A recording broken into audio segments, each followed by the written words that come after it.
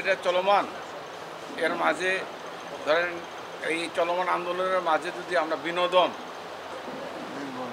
বা এই ধরনের অনুষ্ঠানের মাধ্যমে আমরা কর্মীদেরকে কিন্তু আমরা উজ্জীবিত করতে চাই।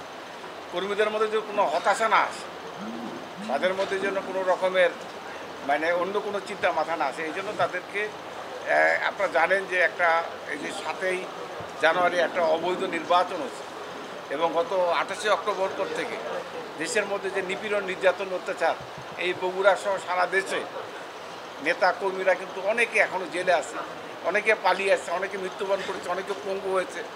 এই জায়গা থেকে আমাদের নেতা কর্মীদেরকে আবারও ঘুরে দাঁড়ানোর জন্য, তারা যেন আবার ঘুরে দাঁড়াতে পারে, এই জন্য আমরা বিনোদনের মতো এবং আগামী দিনে আমাদের দলকে সংগঠিত করে এই অবৈধ সরকার খেলা, বিনোদন এবং সাংস্কৃতিক কার্যক্রমের মাধ্যমে আমরা আমাদের দলের নেতা কর্মীদেরকে আবারও সংগঠিত করে আবারও ঘুরে দাঁড়ানোর জন্যই আমাদের এই ধরনের কর্মসূচি। আরাফাত রহমান স্মৃতি ফুটবল টুর্নামেন্টের উদ্বোধন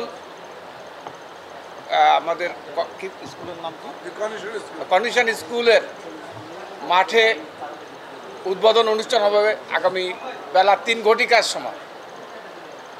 এই ফুটবল উদ্বোধনী অনুষ্ঠানে উদ্বোধন করবেন, আপনারা জানেন, একসময়কার জাতীয় দলের ক্যাপ্টেন ছিলেন